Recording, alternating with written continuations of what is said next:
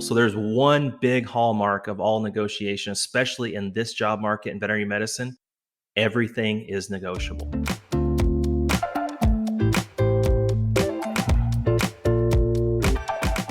Welcome to the Veterinary Financial Podcast, where we discuss financial freedom and whole life success. I'm Meredith Jones, an emergency vet in Virginia. And I'm Willie Bidot, a lab animal specialist in California. We are absolutely thrilled to be hosting the 2022 Virtual Veterinary Financial Summit, October 22nd and 23rd. We have some amazing speakers lined up, and we have workshops, panels, and Q&As all about personal finance and practice finance, practice management. Go to vetfinancialsummit.com/summit to learn more and register. Our guest today is Lance Roasa. He's a veterinarian and attorney, and he has worn many other hats, including practice owner, speaker, and educator. Lance, welcome to the show. Great. Thanks to be here. It's good to be with you both. So let's get started with something I really love to talk about, which is contracts. So is a contract appropriate in all employment situations? Well, everybody loves thinking about contracts. It's one of the things that all veterinary students can't wait to go to school for. Of course, I'm joking. It's something that most veterinary students and veterinarians have to be drugged to the classroom to talk about the legal aspects of their employment. But as far as is a contract appropriate in all employment situations, from an employee's perspective, I say yes. And so I have the opportunity to speak with a lot of veterinary students every year. And I teach that contract is one of the only things that gets everything out on the table for you. It's one of the only things that allows you to have a good memory of. So we can have that piece of paper, that writing that we can go back to refer to. So the contract is actually quite beneficial for employees. Looking at it from the employer's perspective, yes, there are some aspects of that contract that are also very important as well. But I would much rather see veterinarians put everything out on the table, all terms are known, versus a handshake agreement where things can pop up later, people's memories fade, and the terms can be changed down the road. Awesome. So you did mention something there that I want to point on, and I didn't think of this, is it's an agreement. So do you have a time frame as to when should you be reviewing or revising your agreement with your employer? Yes, it is an agreement, and it should be an agreement that should be revisited regularly. So as a veterinary employer, I prefer to revisit the agreement, the contract, at least on a yearly basis. When I'm representing and working with clients or veterinarians, employees, I recommend that they revisit their contract on a yearly basis. 99% of all contracts that I see in veterinary medicine are for 1 year. And so occasionally I'll see a contract that's longer, that's 3 years, 2 years, but I'd much prefer that everybody is reviewed regularly on 1 year. Well, there's contracts that don't even have a time frame in them. We can definitely start talking about some hidden secrets and some traps that I refer to. Actually, sometimes when I'm teaching, I'll refer to these as red flag warnings. And so a contract that has an indefinite term or says that it's going to be forever, that's a problem. The kind of the workaround in the negotiation process, on that eternal contract, if you will, is a regular performance review. So it's one thing that we'll often have inserted into the contract, that the associate, the veterinarian, will be subject to an annual review. And hopefully things are going well with the employment. And that's the perfect time to say, hey, things are going well. Clients are happy. Patients are happy. The team is happy. Now it's time to start talking about a raise.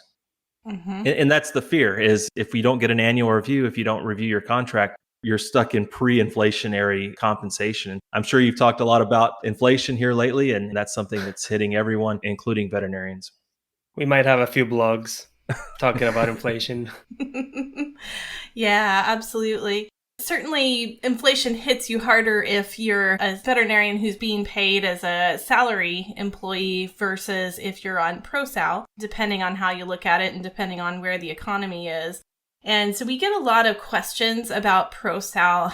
How would you define ProSal concisely to a new graduate veterinarian? Sure. So you actually bring up a really good point here. And so ProSal is a term that was coined by Mark Opperman, a practice manager, quite a few years ago. Mark wrote a book, actually a series of books, about compensating veterinary associates on a ProSal model. When I'm reviewing contracts, only a very few small percentage of those contracts are actually the true ProSal as defined by Mark Opperman. We're talking 1 or 2%. The vast majority of contracts are actually this base or production model.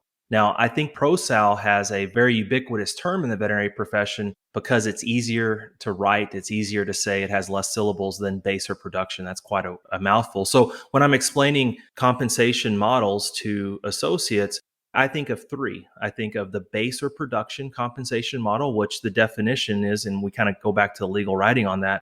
The veterinarian shall be compensated or paid the greater of base salary, a number, a salary, 100,000, 120, whatever you want to put in there, or the big word or, and then the production percentage. So base or production. ProSal, the smaller percentage, is defined by two checks given throughout the month. So one check is a forward of the production that veterinarian is expected to receive. And the second check per month is the actual production amount that they receive. I think that we'll talk more about the advantages and disadvantages of ProSal, but that is one of the inherent disadvantages there is that second check may not be very big. And the third way that a veterinarian can be paid, small animal veterinarian, would be straight salary, which is pretty self-explanatory. Yeah, absolutely. And so any pitfalls to watch for with that base salary plus production? Yeah, the one part of that compensation package that can really receive some negative press is the negative accrual provisions. And so if a veterinarian is paid on a base or production model or even a ProSal model, Mark Opperman's model, if there's negative accrual in that language, in that contractual language, that's a big problem. It's a big problem for recent graduates. It's a big problem for practicing associates as well. So that's one of the first things that I look for in a production-based compensation package. And it's one of the first things that I ask to be removed as well. Other pitfalls or disadvantages, if you will, is the devil is really in the details on what is included in production and what is excluded from production. So you can't just compare apples to apples and say, well, this contract is 25%, this contract is 22%, therefore 25 must be better. Well, if the 25 excludes a lot of things like your regular preventatives, laboratory work, things along those lines, then that can get very painful for the associate veterinarian. So I'd rather see a contract that has an all-inclusive production provision instead of a lot of stuff that is excluded. What's the standard for clinics to calculate the production? Because it's also in the air as far as monthly, quarterly, every, once a year, every twice a year, something like that. This definitely falls into the devil's in the details category. So I see everything from calculating production from a monthly basis out to calculating production on a yearly basis. For the associate, the smaller the time frame is usually better for a couple of reasons. And this goes back to the time value of money, which I know you talk extensively on as well. If I perform a service as an associate veterinarian in January and I've got to wait until the following February to get paid for that service, the practice is spending my money. I can take that money, I can invest it, I can use it to pay down debt. I want my money now versus a year from now.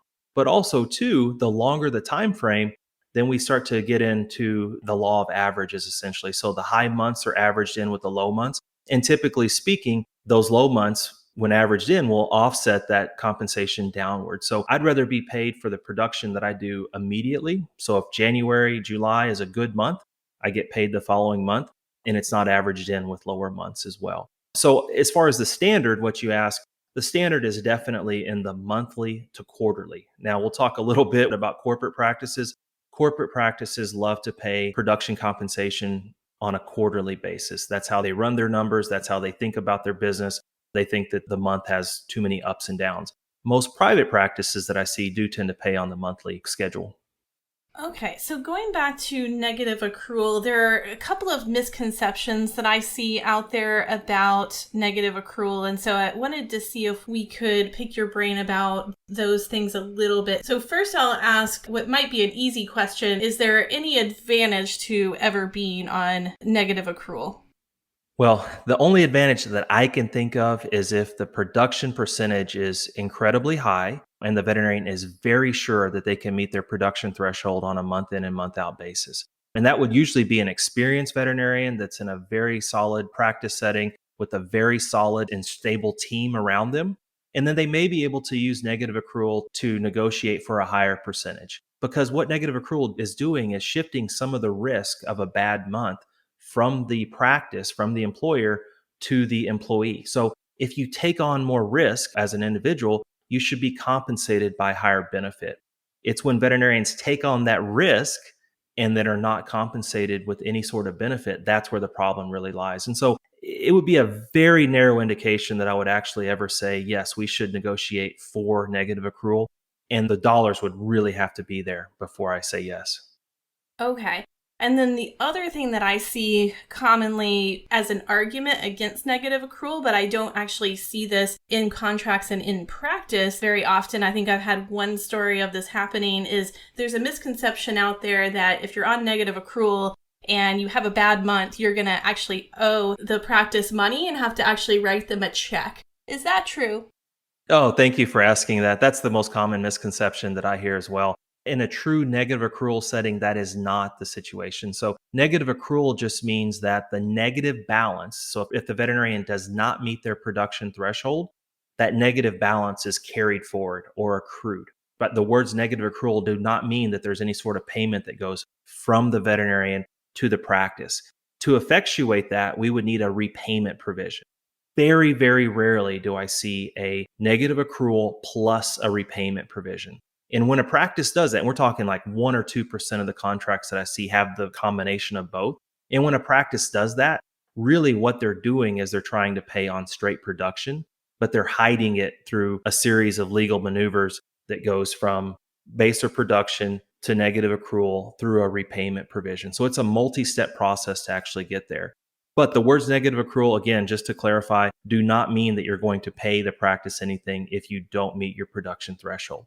Having said that, though, if you're regularly expecting that production check, that the production check is part of what you're basing your household expenses and your budgeting on, and you don't get that production check, and then it takes several months to get that production check back after you have a bad or a negative month, don't meet that production threshold, negative accrual can be very damaging to your personal finances.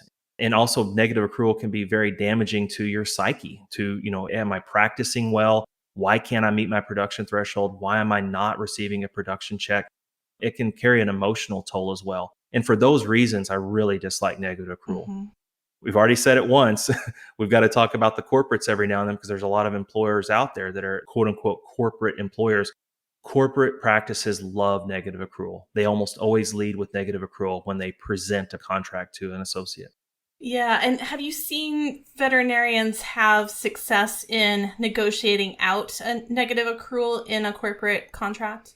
Absolutely. So I have the very distinct opportunity to help hundreds of veterinarians negotiate their employment contracts every year. In fact, we see up to 500 contracts a year, and I've been doing this since 2016. So I get to see a lot of contracts and follow veterinarians through the negotiation process. There's definitely been a ramp up in the number of contracts that we see with negative accrual. Probably 30 or 40% overall of the contracts that we see do have a negative accrual component in there. We ask to have that removed every single time, and we're successful about 70% of the time. So many practices will remove negative accrual if they're asked about it. So one, the veterinarian has to understand what it means and then understand how to ask to have it removed. Now, if the negative accrual is not removed on the first pass, and so the practice comes back and says, no, we can't remove negative accrual, then we kind of go through a 1, 2, 3 step process to limit the effects of negative accrual to the associate veterinarian down the road. And keep in mind, I work for the associate veterinarian the vast majority of the time. And so I'm really on the side of the employee, the associate veterinarian. But having said that, so the first thing that we'll do is ask for reset provisions in that a negative accrual. So if there's a large negative balance, particularly from a recent graduate, that first 4 to 6 months, they're not going to be highly productive. We want to have that negative balance reset to 0 at the 6-month mark. We would prefer to have that negative balance reset at least once every 6 months, at the very, very most once a year. And so we won't carry that negative balance for years and years and years down the road. Most practices will go for that negative reset provision. So the negative balance will be reset every 6 months, every year, whatever we end up negotiating for. The next step, if we can't have negative accrual removed completely, if we can't get the reset provision in, then the next step, the third step would be, is we limited its impact. And where negative accrual really impacts veterinary mental health and wellness is on vacation. So I can kind of understand as an employer that if a veterinarian is in the hospital and they're not productive, they're not meeting their production thresholds, there's something wrong there, either with the practice or with the practitioner. But if they're not in the hospital, if they're on vacation trying to recharge their brain and recharge their body, they should not be thinking about, oh my gosh, I've got a big zero on my production and I'm not going to receive my production moving forward. So the third thing that we'll do is say negative accrual is not in effect on any PTO or CE days. And so if the veterinarian is out on vacation, out taking CE, or out sick, that negative accrual that would have occurred during those days is no longer in effect. And so they have to be in the hospital to receive a negative balance. And that would be the only way that it affects them. So we try to lessen the effects of negative accrual on the financial health and also the mental and wellness health of the veterinarian. And we find that 3-step process, there's usually a winner somewhere in that 3-step process that the practice can say yes to. That's great. I love that 3-step process because it gives you something that you can still put in there as provisions to help protect you as an associate, even if you can't get the negative accrual completely stricken. Yeah. And one thing that's really hard for veterinarians in the negotiation process is taking no. And so, sometimes they'll hear the word no. Oh, I've already asked, and that must be no. And so it takes a lot of coaching and a lot of encouragement to say, yes, you were told no once. Let's ask again. Let's ask again. Let's ask again. Because this can be very detrimental, to them. So hearing no for a lot of people is, well, I'm just going to ask. I'm just going to keep asking until I get a yes. Veterinarians are very bad at that. And so if you do get that no on that initial ask, let's find another way to ask and ask until we get the answer that we want. Well, that was a great explanation of base plus production, salary. So any other pros and cons of salary versus ProSal? So salary versus ProSal or base or production, we can lump both of those into the same category right now. But I really like base or production and ProSal compensation because it allows the veterinarian to not be underpaid. Salary has the distinct disadvantage of allowing an overproductive veterinarian to be underpaid. And that's been a big problem that through veterinary medicine through eons at this point is being underpaid as an associate. So I really like base or production and ProSal because it doesn't necessarily cap the veterinarian's earning potential. If they want to see that extra case, they can see that extra case and earn the money for that extra case.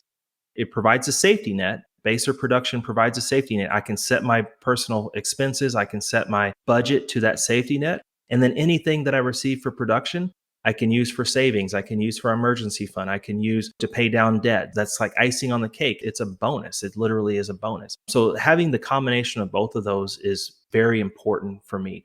So we don't have to work really hard in the negotiation process because we know that we're going to be paid to our actual productive ability.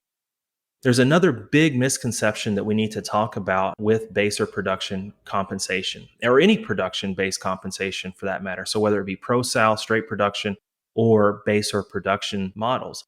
There's a common misconception that veterinarians become overly competitive, that they steal cases from each other, or they overcharge clients. They overcharge clients for blood work or for diagnostics that aren't necessarily needed. I've been doing this for a long time. I visited with literally thousands of veterinarians about their compensation, with hundreds of practice owners about their compensation models.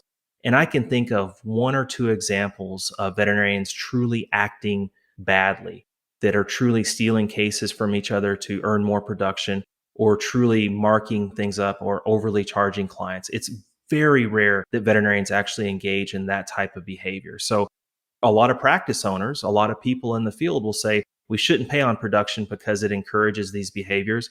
Maybe it does in car salespeople or insurance salespeople, but that is not the type of people that we're dealing with veterinarians. And so I'm a strong proponent of a production compensation model because it allows veterinarians to be compensated appropriately.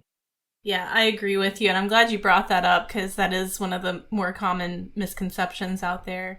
So what are some common mistakes that you see in contracts, both from the employee perspective and then also from the employer perspective? Well, I wish that contracts were a little bit more uniform in the veterinary profession, but I see contracts that are literally written on scratch pieces of paper, all the way up to 35-page beast of contracts. And so, first common mistake is I think that there's a sweet spot. It takes at least 5, 6, 7 pages to write an appropriate contract that has all the legal protections that will protect both parties in there. So we can see contracts that are too short. If a contract gets, 12, 15 pages of dense legalese that it takes a lawyer or a law degree to understand what it's saying, that's a problem. A contract should be written in a way where everyone that's a party can understand it, that it's not ambiguous, it's not vague, and we can pull it out and we can understand it at any point in time without having to pay a lawyer, to read our own contract to us. And so too long is also a problem as well. One of the biggest issues that I see, and I actually won't let clients sign a contract that is not an at-will contract. And so I see more and more contracts that are proclaiming to be not at will. And this has to do with the employment market. Practices are desperate for associates. And when they do get an associate that they can hire, they want to lock them into a long-term contract. Well, a term contract is almost inherently a bad thing for associates unless there's a lot of compensation to go along with it. I call this the football coach's contract. Yes, you can lock me into a long contract, but you're going to pay me a lot of money, as in millions of dollars, because you really are giving up a lot of your rights and a lot of your potential down the road if you lock into a contract. A lot of associates and even employers don't know that a term contract even is a thing and at-will employment is a thing. So we want to see at-will language in that contract. The second thing that I see is long notice periods. And so both from the associate's perspective and the employer's perspective, I'm seeing longer and longer notice periods. If you do need to resign or leave the practice, the old general rule is you would give 2 weeks, sometimes a month, 30 days at most. Then that crept up to 60 days as far as standard. Now I'm seeing a lot of 90, 120, and even 180-day notice periods. If you're an associate and you don't want to work at that practice anymore, that things have gotten so bad that it's time to leave, or you've got another job offer that's better, and you've got to wait 180 days before you can leave the practice and start your new job, that is an incredible amount of time. It's an eternity. From the employer's perspective, why would you want an employee working in your practice that does not want to be there, that's not happy, that's not providing good service to the clients, that really is just, quite honestly needs to leave? And so I think those lock-in provisions are bad both for the associate and the practice and the employer. So I really would like to see a more free job market in terms of those notice periods. Those are the two biggest mistakes that I see is trying to lock someone into a contract or accepting a contract where you're locked in. Okay, so we went over that period of time for your resignation. What about non-competes? What are your thoughts about non-competes? And is there a place for non-competes in the currently hot job market that we have? Wow. So you probably heard me take a big deep sigh there because, when people think about contracts, they think about non-competes. And veterinary non-competes are probably one of the, most onerous sets of provisions that are out there. Just as a fun fact, I wrote my law paper thesis on non-competes in veterinary medicine. So I've been living and breathing non-competes for a number of years at this point. This is an active area of debate throughout the legal community and an active area of debate throughout the veterinary community. Yes, we are in a white hot job market and employees can almost dictate whatever they want. Again, I represent a lot of employees and I get to see a lot of employees through their negotiation process. Having said that, it is very rare that I will see an employer that allows the non-compete to be removed completely. And we ask almost every single time. Employers still demand those non-competes. And so I don't see non-compete agreements going away in veterinary medicine because they still are very important to the practice. 99% of all contracts that I see, written contracts that I see, have a non-compete in them. Even some in states where non-competes aren't enforceable. There's 5 states where a non-compete won't be enforced, but I still see them. I still see them in there. So as an associate, you can almost expect to see a non-compete in a written contract when it's presented to you. There's a couple of reasons why practices are very reluctant to remove the non-compete altogether, and it has to do mostly with their financing and their funding.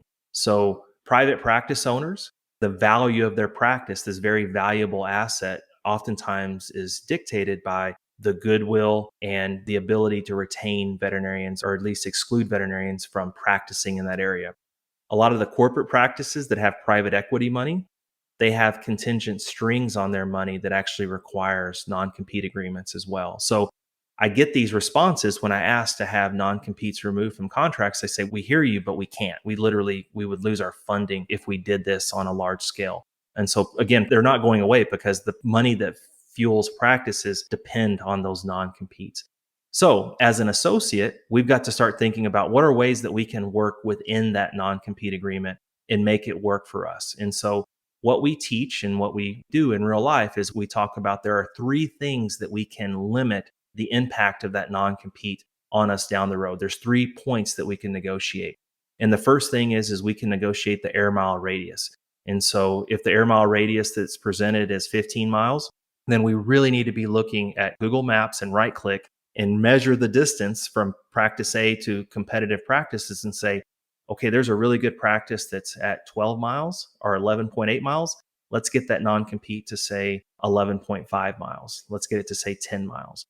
So we want to reduce the air mile radius just to the smallest radius that we can possibly get to. The second thing that we can reduce is the time frame. So most non-competes are at least 2 years, 3 years, some are 5 years, which is quite onerous. And I really don't agree with that whatsoever. So if a practice leads with 3 years, then let's get it to 2 years. If they lead with 2 years, then let's get it to 1 year. And so we actively negotiate these numbers, these diametrically opposed interests in the non-compete to get the bad part down as low as we can. Another interesting little tool that we'll use for the time frame is if you work for a practice for 6 months and it's got a 3-year non-compete on it, is that really fair? I don't think it is at all. So if you work for them for 6 months, then let's have a 6-month non-compete. If you work for 8 months, let's have an 8-month non-compete and then cap that thing at a year, 18 months or 2 years. And so a graduated time frame is something that most practices can agree to. So again, we're playing back and forth. We're trying to get an agreement that makes both parties happy, both parties willing to do the deal. And then the last thing that really needs to be narrowed down in veterinary medicine is the scope of practice. So what activities are actually excluded? So if you're in a small animal practice, a small animal daytime practice, then we need to exclude things like shelter medicine. We need to exclude emergency medicine. We need to exclude small ruminant and equine. So you can go and practice and earn a living, albeit it's not in the same small animal day practice. The reverse is also true. If you're in emergency medicine, those clients really don't interact on the small animal daytime practice. And so if you're in emergency medicine, let's exclude only emergency practice. Let's allow you to go see daytime clients or work for a daytime practice. And this is a very important concept because most lawyers that write non-compete agreements don't understand that there's a difference between small ruminant medicine, small animal medicine, daytime practice, and emergency practice, and large animal practice. And so they just say the practice of veterinary medicine, which it excludes the entire world of veterinary medicine. So just to kind of summarize, we want to negotiate the radius, we want to negotiate the time frame, and we want to use some creativity in negotiating that. And then also we want to negotiate the scope of practice in that non-compete. That was such a good explanation. One of the things, and you kind of narrow it down to whatever is a number, you can negotiate that. Because most employers will tell you, we can't take that statement off, but you can change a number pretty easily from 2 to 1 year or from a 10-mile to 5-mile radius. Yeah. In negotiation training, that's called a diametrically opposed interest. So most numbers are diametrically opposed. Salary, days off, number of hours worked, non-compete radius number, so if it's a number, it is negotiable. So there's one big hallmark of all negotiation, especially in this job market in veterinary medicine, everything is negotiable. So negotiate those numbers and get them to where you can live with them. Yeah, I never heard about the graduated time frame, and it sounds pretty interesting. One comment I do have, and I'm not sure if you've seen this, is with non-competes, they'll have the radius, and then I like to see an address associated with that radius because I see sometimes, wherever we offer services, where if you are working for a corporate practice and they have plenty of practices within your city, does that count? Yeah, probably not enforceable. So I do see that quite a bit. Most of your big corporate practices, big group practices that have been doing this for a long time, I call it a blow-up provision, which is what I had to make up internally because there is no law textbook on this sort of thing. So what it'll say is if a veterinarian goes to another location, another sister hospital and works for, and then we put a specified number of days in there, 4 days a week, 13 days a quarter, 250 days per year, there's some sort of what I call it the blow up, right? So once you cross that threshold, then the non-compete blows up or expands around that other location as well. That's the only way to really do that fairly. Because again, at the heart of a non-compete, we've got to be dealing with client interactions. If you go across the city and it's clients that you've never worked with, never met before, then you really can't do any harm to that practice. You have to be there and practicing and meeting the clients to do damage to the practice, to unfairly compete with the practice. And so these blow up or these expansion provisions are becoming much more common. But also too, keep in mind when we do this creative work and we actually, put those numbers in there, then it creates something that's probably enforceable. So at the very end of all of this is where would a lawsuit fall? Would somebody be able to win a lawsuit if they were sued on these grounds? And back to your original point, if there was a practice with 150 locations in the state, a non-compete's not going to be enforceable against all of those locations and all of those radii. Yeah. Well, going with enforceable, because you say that, but you're a lawyer. For me, everything is enforceable. I'm a vet, so I'm just worried about my legalities and all this. Any horror stories that you have from non-competes? Unfortunately, I have horror stories every week. And so, I really do two things in my job, and that is, help veterinarians get into contracts and then help veterinarians get out of contracts. And I call the non-compete and this is literally what I teach and what I tell clients, I call it the decade wrecking provision. So a veterinarian gets entrapped in a non-compete and they only have the choice to either move and sell their home, lose the equity in that home. Their spouse has to get a new job. Their kids have to find new schools. This is a very painful process. Or they have to commute for an hour, hour and a half, to this new job. Or they have to lay out of the job force and do something else. These are all financially wrecking things for the veterinarian. And so the non-compete can really cause a lot of problems. It's almost as bad as like a medical injury or something like that, but you can buy insurance for other big problems like that.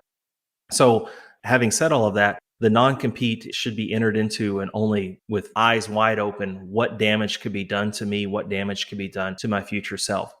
Unfortunately, most veterinarians go into a relationship thinking this is going to be great, this is an awesome job, and they don't foresee all of the things that could happen, the toxic workplace, the practice sells, it moves over to corporate, the workforce turns over and it's not the same people that you're working with or working for earlier. So we have to really look at a non-compete in a way that we're trying to predict the future. But at the end of the day, I'm always thinking, all right, this relationship's probably going to fall apart. I have to say it. And, what's our exit strategy? What's our way out of this situation? Yeah, absolutely. And so certainly the big part of working with contracts is negotiation. And so what are your top negotiation tips?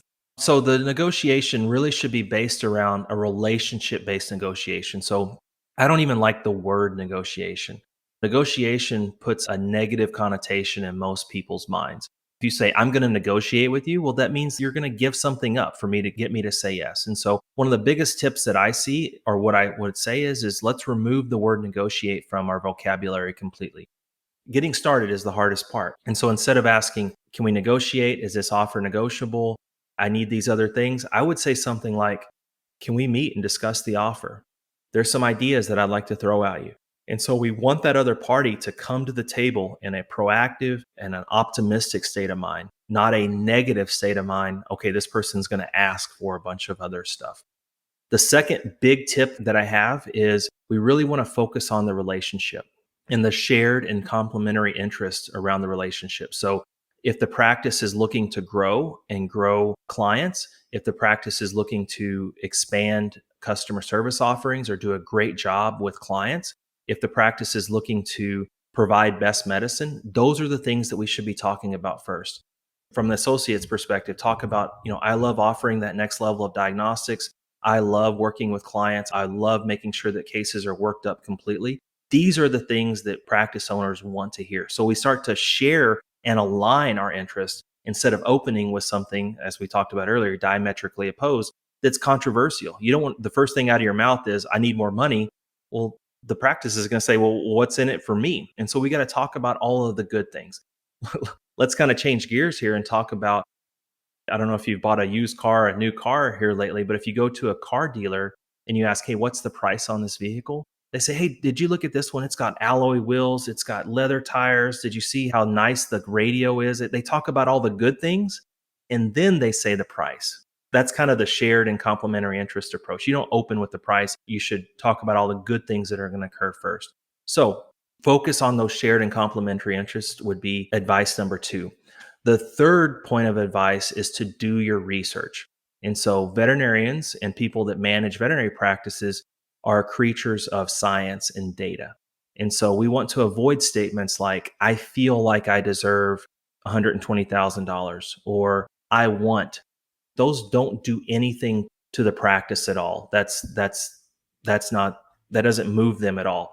And even moreover, saying my expenses or my budget says that I should earn this, that's completely irrelevant to the practice. My student loan debt is this is what I need to make my payments, does not affect the practice whatsoever. We've got to talk about things that affect the practice. And when we're handling these diametrically opposed interests like salary, in my mind, there's really 2 ways to handle them. And this is what I call the market-based approach or the production-based approach. And so it's kind of like buying a house, right? And so if you go to buy a house, the real estate appraisal or the real estate agent will say, other house over here sold for X amount. This house over here sold for Y amount. If we look at houses in the neighborhood, this is about what this house will sell for. That's exactly what we want to do in a market-based approach, is say, well, the veterinarians in this part of the world are earning this. Equine veterinarians as a whole are earning that. Therefore, a fair salary would be Y. And so using data, where we get that data from is the Department of Labor, Bureau of Labor Statistics publishes average salary data for veterinarians. I can send you the links for this to put in the podcast notes. The problem with that data is it lumps together researchers and emergency clinicians and day practitioners, but at least gives you some good averages down to the zip code area. So you can really kind of understand where the geographics come into play. The other good source of data that we use is the AVMA Senior Survey. And so that gives us what seniors coming out of the 30 various veterinary schools are signing contracts for. The problem with that data is it's not necessarily geographically driven.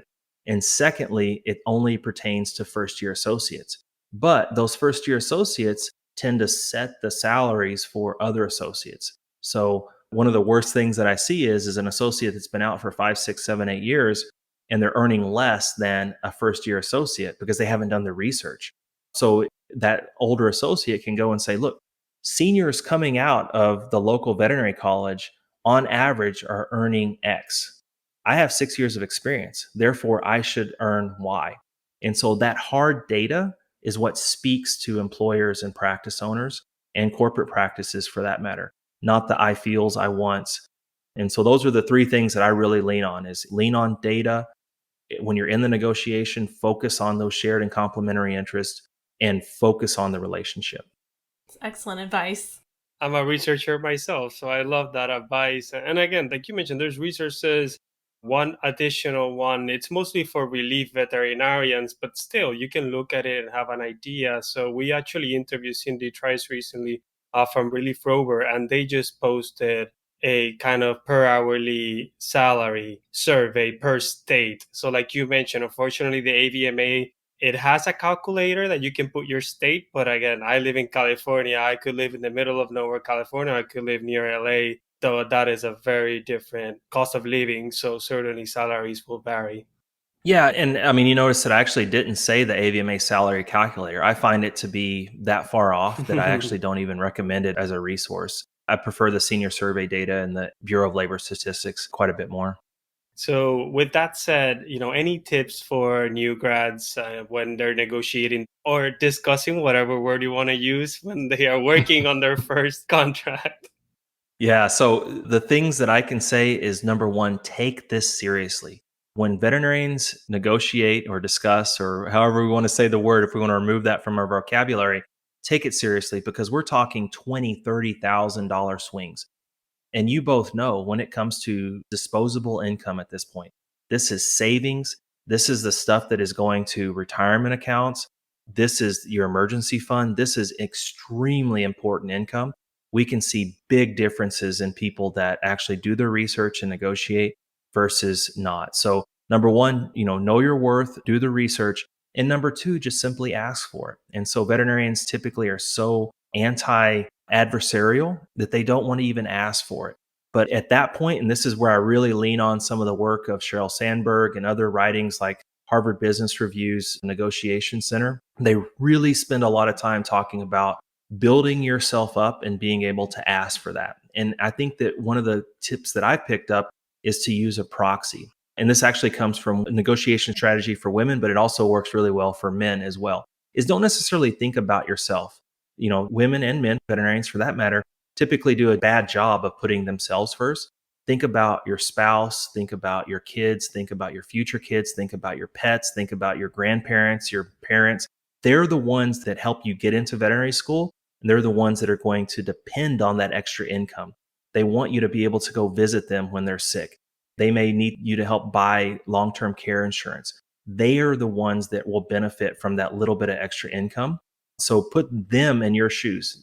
Think to yourself, I've got to go ask for this extra $20,000 or $30,000 because my parents are depending on it, because my kids or my future kids are depending on it. So use that proxy, and that helps build the strength to actually go and ask those tough questions. And then if you get no, ask again, like we discussed earlier. The job market is so hot in veterinary medicine right now.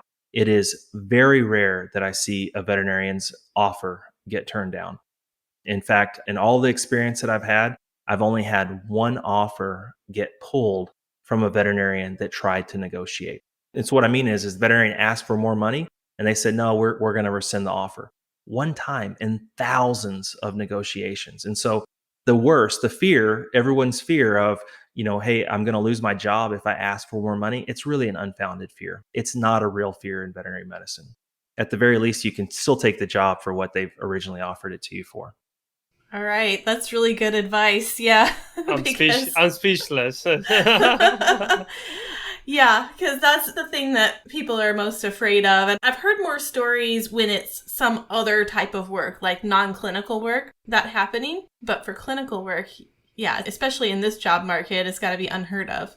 It's virtually unheard of. And that one veterinarian that happened to, she called and said, they pulled the job from me. And I said, I'm very sorry to hear that, but you just did yourself a major favor. That's not a practice that you want to go to work for. Mm-hmm. Yeah, absolutely. And so you talked about this a little bit earlier, talking about those associates who have been out for 5 or 6 years, and then they find out that the new grad is making more than them. And so we are starting to see these questions a lot from associates who have been out for a few years. And so what tips would you have for associates who want better terms for their next contract? Sure. So either with the practice or with the new practice. And so this really goes back to the same two topics that we talked about earlier, but we're going to put more emphasis on the production side of things. And so that practitioner that's been out for 3, 4, 5, 6 years, they really should continue to get a feel for the job market out there. So that means check out ads, talk to their classmates, look up the resources. What are other veterinarians earning in this area? So they constantly are aware of what a fair compensation package would be. So kind of keep that always out there on your feelers that, what is a fair compensation package? Again, speaking to the market-based approach. But for a practitioner that is actively practicing, i.e. not a student or a recent graduate, the more important number is actually their production numbers. And so constantly being in tune with, hey, this is what I'm producing, even if you're not paid on a production-based compensation package, knowing that, hey, this is what my production is, will help you. So when you do go to ask for more money or more compensation, even on a salary, the first thing that almost every employer is going to do is pull the production numbers and say, wow, you were massively overproducing. Yes, we can give you a raise. Or, hey, you weren't even meeting your production numbers. We weren't able to pay you or justify your compensation as it is. Well, it's kind of a moot point at that point. So as long as the associate knows their production numbers going into the conversation, then they can really drive that conversation. And they can say, look, I produced $700,000 last year and I was only paid $100,000. I was massively underpaid when compared to other veterinarians and industry standards. And by the way, industry standards would be somewhere between 18 and 25% of all the production that you make. 25% being on the total compensation side of things. So with all your benefits, pay time off, all of that stuff included in there. So kind of a more narrowed or tailored in number would be somewhere between 18 and 22%. Let's just use 20% for rough numbers for easy math. So A veterinarian that's producing $500,000 should easily be earning $100,000 in salaried compensation. So knowing your numbers makes it very important when you do go in to have that annual review or go in to ask for more money. So preparing those numbers ahead of time. Hey, other veterinarians in this area are earning 120. I produced 600,000. Whether we come at it from the market-based approach or the production-based approach, a more fair salary for me would be 120,000. And that's the data that really speaks to a veterinarian that's running a practice or a practice manager. Other things that I can say is maintain your emotional intelligence throughout the entire year. And so when clients are happy, when team members are happy, when patient interactions are going well, then it's a no-brainer for a practice to give you more money when you ask for it, because they know it's going to cost a lot more to hire someone else. And so, you don't want to hold them hostage or, do the old ultimatum thing where, hey, if you don't pay me more, I'm going to leave. It's kind of inherent if you say, I've been looking at some other opportunities. I've been looking what I'm producing. I think that a fair salary would be X. If you have that conversation almost every single time, an employer is going to say, I get it. I understand. We're going to, give you a raise. But there's one very important point before I get off this subject is it is up to you to ask. It's up to the associate. No employer is ever going to come to an associate and say, I've been laying in bed thinking at night that I underpaid my associates tremendously, and I just feel like I should give you an extra $20,000. No employer is going to do that. The associate has to come ask for that extra money, and they need to do it in a way where it's respectful, but it's also clear and concise. Yep. I'm getting excited, but we're running out of time because I'm like, we didn't even touch the whole sign-on bonuses or retention bonuses discussion. Well, sounds like we need to do another show then. We'll meet again. That said, I'm sure people have a lot of questions. So what is the best way for our audience to get in touch with you? Sure, thanks. Actually, I spend my days over on the VIN boards in the folder that's called Regulatory and Legal. And so it's one of the only places on VIN where you can post anonymously. So I answer a lot of questions that are anonymous questions. I review contracts or provisions of contracts. We talk a lot about compensation. We have very detailed and in-depth conversations about non-competes, whether they're fair, whether they're enforceable. And so there's a couple of attorneys, myself and one other, that weigh in on those legal boards. And so you get some professional advice, but also the VIN community at large weighs in on whether something is fair, reasonable, just, etc. So the best way to get a hold of me is send me a message over on the VIN boards and we'll respond back. Awesome. All right, sounds great. And now we've come to our last question. Lance, what is your best advice for our listeners? Wow, that's a that's a really broad topic. And so my best advice would be to pay attention to these things. And so pay attention to your personal finances, pay attention to your budget, pay attention to what you're compensated. And so we often talk about debt management and how do we reduce expenses. But my estimation, the easiest way to have more money at the end of the month is to make more money. And so, there's the debt and the income side of things that I tend to spend more time on helping veterinarians, make more income. So when you're paying attention to, what's left over at the end of the month, let's pay attention to how much money we're making. And that's a very important component. And the last thing, as I said earlier, everything is negotiable, especially in this job market. I'm going to repeat that because I love that. So everything is negotiable. Thank you, Lance, so much for this great conversation. And I hope you do get some messages because we get questions about contracts on a daily basis. Send them over. I love to answer them and I love to help veterinarians. That's what I'm over there for. Awesome. Thank you. All right. Excellent, Lance. Thank you so much. Thank you. Good to be here. Good to see you both.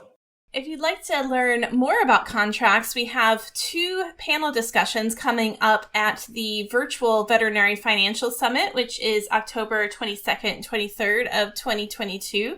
We have a panel on contracts called Let's Make a Deal. And we also have a panel on compensation and benefits called Show Me the Money.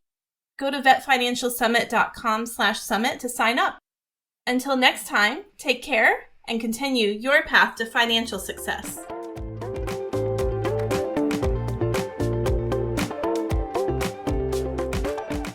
The information provided in this podcast is for informational purposes only. It should not be considered legal or financial advice. Consult with a legal or financial professional before making any investment decisions.